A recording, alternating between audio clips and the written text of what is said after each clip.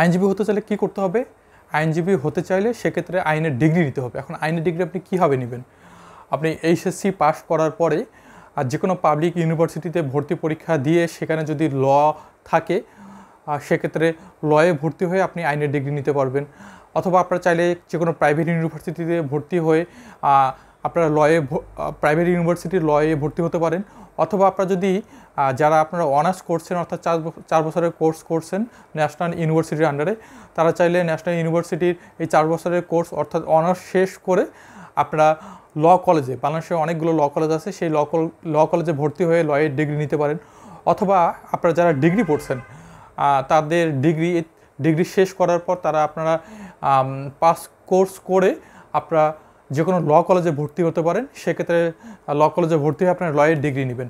এইগুলো হলো প্রথম স্টেপ। সেকেন্ড স্টেপ যেটি হচ্ছে সেটা হলো আমাদের বার কাউন্সিল রয়েছে, সেই বার কাউন্সিলের একটি পরীক্ষা হয়, আইনজীবী তালিকাভুক্তির পরীক্ষা হয়।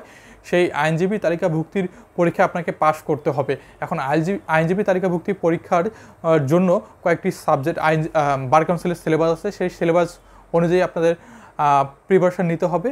প্রিপারেশন নেওয়ার পরে যখন পরীক্ষা হবে তখন আপনারা পরীক্ষা দিবেন। পরীক্ষাটা হলো মূলত 3 ধাপে হয়। প্রথমত হয় আপনার প্রিলিমিনারি পরীক্ষা অর্থাৎ এমসিকিউ, পরবর্তীতে হয় রিটেন পরীক্ষা, লিখিত পরীক্ষা, পরবর্তীতে হয় আপনার ভাইবা। অর্থাৎ প্রথমে আপনাকে প্রিলিমিনারি অর্থাৎ এমসিকিউ পরীক্ষা পাস করতে হবে, তারপরে হলো আপনার রিটেন পরীক্ষা পাস করতে হবে, তারপরে হলো আপনাদের ভাইবা পরীক্ষায় পাস করতে হবে। সেক্ষেত্রে আপনারা বাংলাদেশের বার কাউন্সিল কর্তৃক সনদপ্রাপ্ত হবেন এবং যে কোনো বারে আপনারা আইনজীবী হিসেবে প্র্যাকটিস করতে পারবেন। ধন্যবাদ আপনাদের সবাইকে।